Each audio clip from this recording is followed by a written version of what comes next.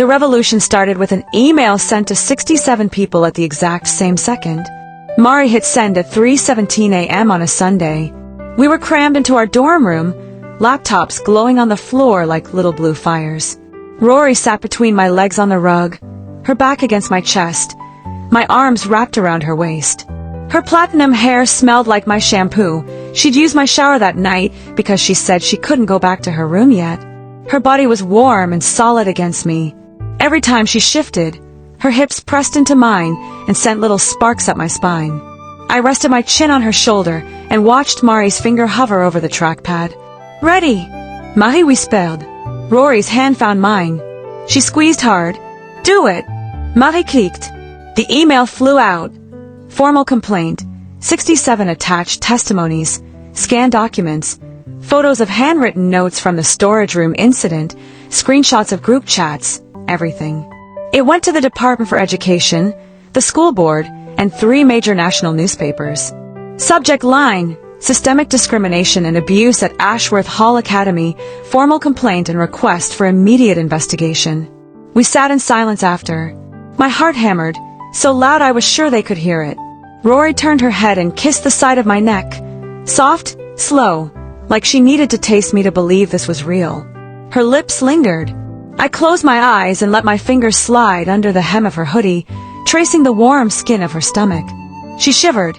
Mari pretended not to notice. By Monday morning the story was everywhere. Headlines screamed across phones and laptops. Elite boarding school's secret class hierarchy exposed. Ashworth Hall, privilege, power and punishment. Photos of girls in pink and white uniforms, holding signs outside the gates. My name was in print. Rory's too. Mugs. The email had gone viral before breakfast.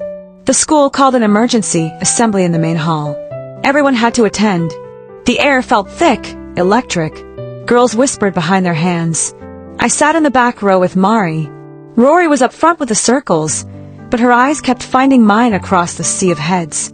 Headmistress Pemberton stood at the podium, silver hair perfect, suit crisp, but her hands shook when she gripped the wood.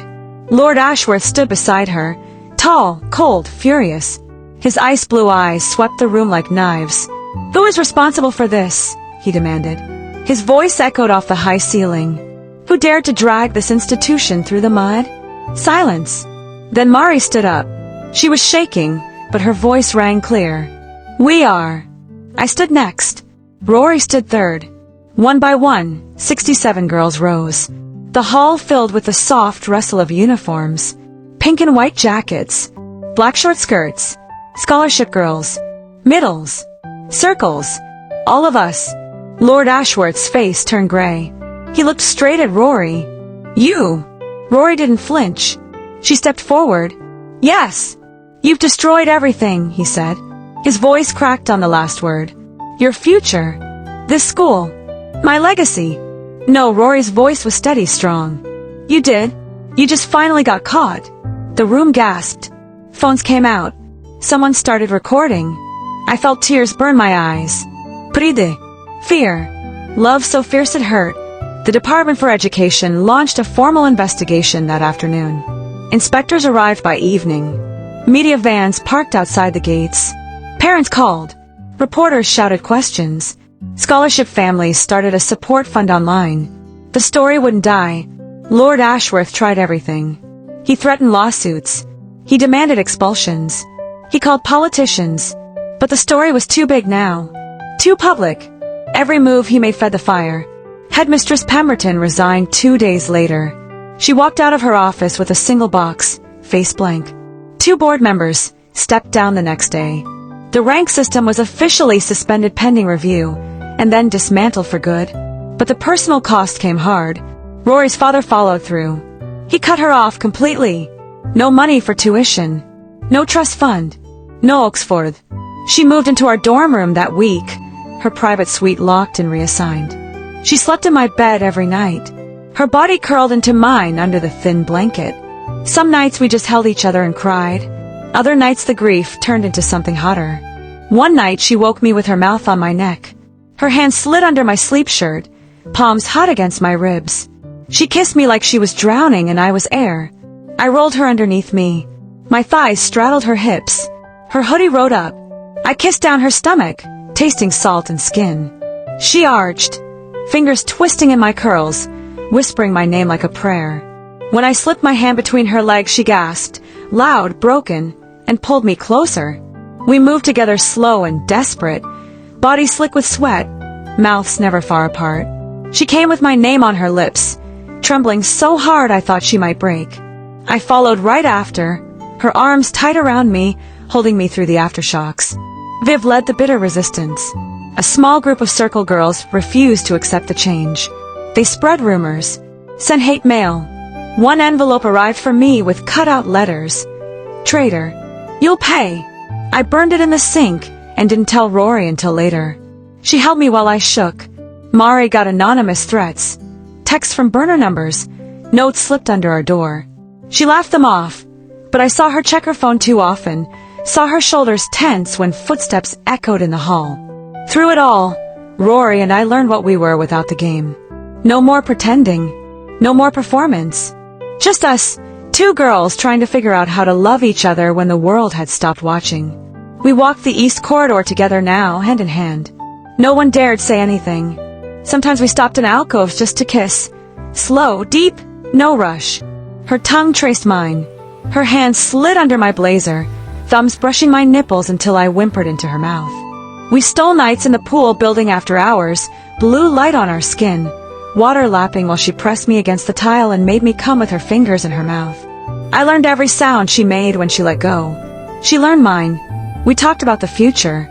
Scholarships. Jobs. Places we could live without titles or ranks. She cried sometimes, missing the safety of money. I cried sometimes, scared I dragged her into this. But we held on. She was learning to be ordinary. I was learning she was never ordinary to me. And through the chaos, the investigations, the headlines, the hate, the hope, we kept choosing each other. Every single day. 6 months later, the world looked different. Ashworth Hall still stood tall and gothic, but the air inside felt lighter. The new headmistress, a woman with short gray hair and kind eyes, walked the halls like she actually cared who was in them. No more official ranks. No more East Corridor rules. Scholarship girls laughed louder now. Middles stopped looking over their shoulders. Even some circles seemed relieved, like they'd been holding their breath for years. Rory lived off campus in a tiny flat above a bakery. One room, one bed, one window that looked over a quiet street. She worked evenings at a small bookshop, stacking shelves, recommending novels, counting change with careful fingers. No more private suite. No more trust fund. She still wore the pink and white uniform to classes, but now it felt like just clothes, not armor. Her platinum hair grew out a little, softer at the ends. She looked younger without the sharp bob. More real. We were officially together. No fake announcements. No dares. No pretending. We studied side by side in the library, knees touching under the table. Our fingers brushed when we turned pages. Sometimes I caught her staring at me instead of her notes, ice blue eyes soft, like she still couldn't believe I stayed. We went on real dates in the village, coffee at the little cafe, walks along the river, holding hands in public. People stared. Some whispered. We didn't care. It wasn't easy. Rory still had moments where the old instincts took over. She tried to decide where we sat, what we ate, how fast we walked. I'd feel the old anger rise, sharp, familiar. I'd pull away. She'd freeze, apologize fast, eyes wide with fear she'd ruined it. I had my own walls. Pride that made me snap when she offered to pay for something small. Trust issues that made me search her face for lies, even when there were none. We fought quiet, intense arguments in her flat or my dorm. Voices low, so Mari wouldn't hear. Tears. Shouting. Then silence. But we always made up.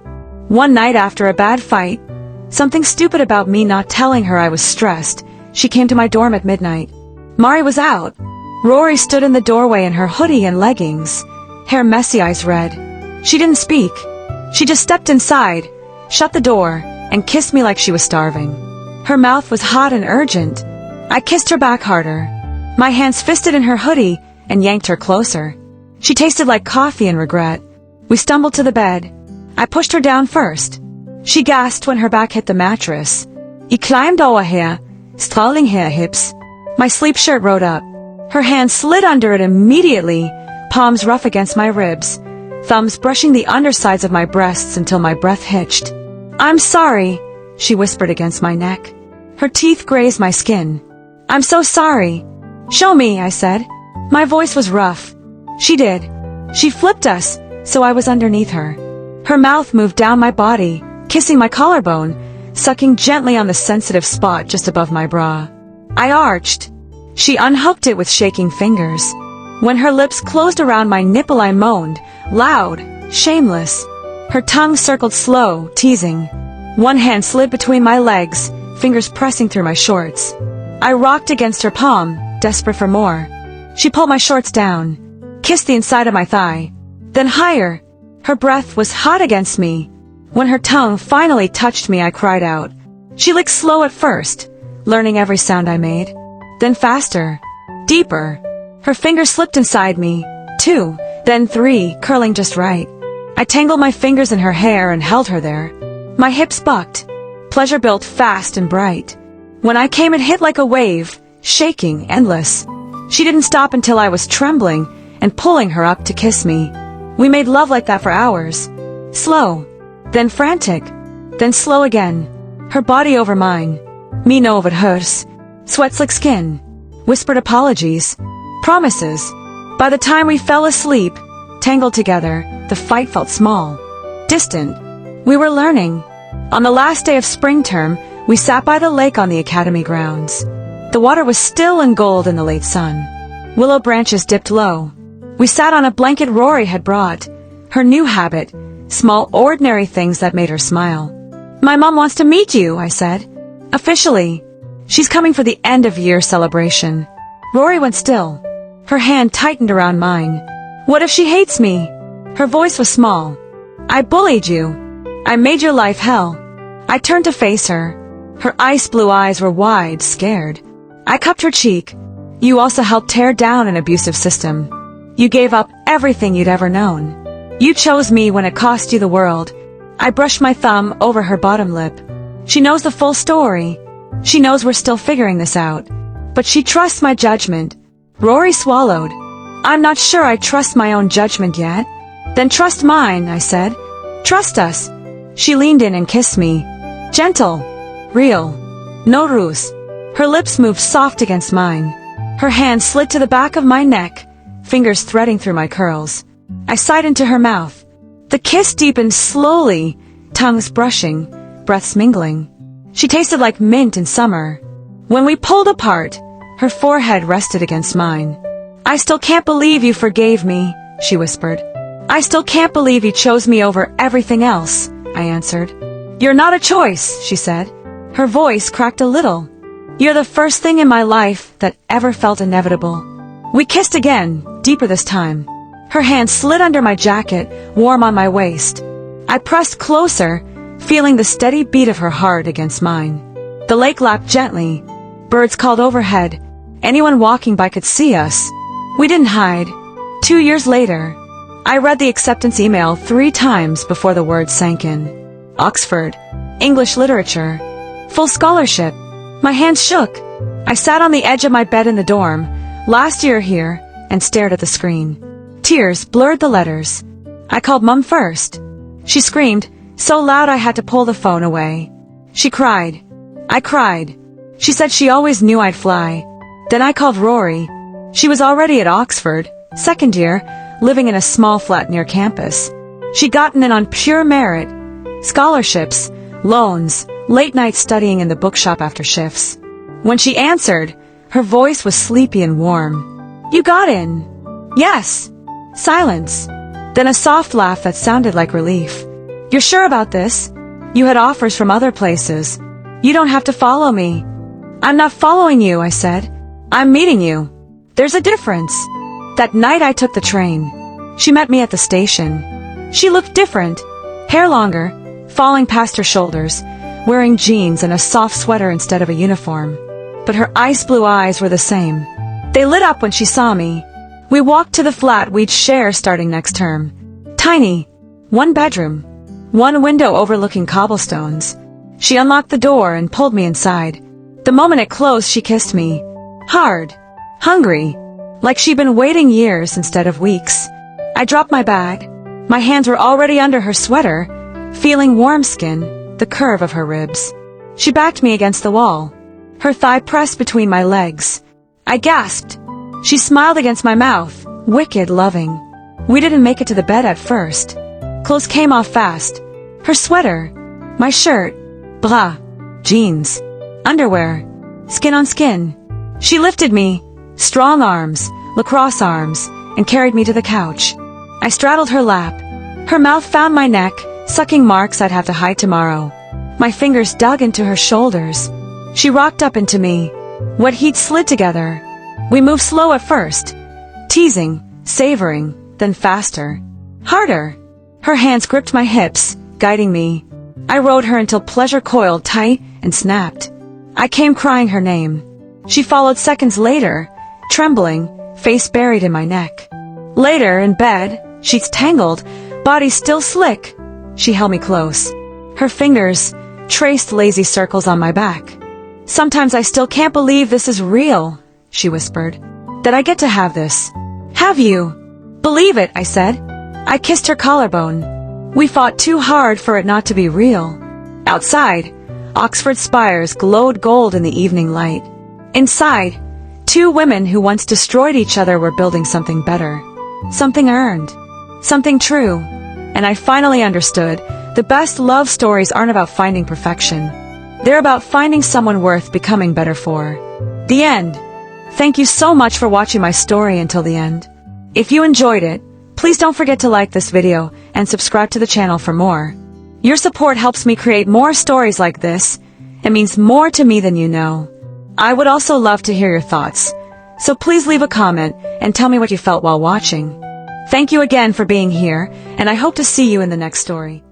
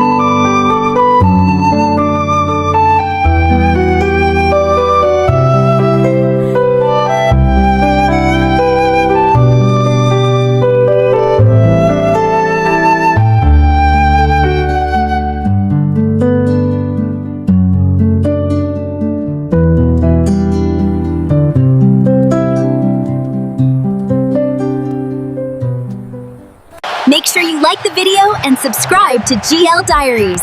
Thanks for watching!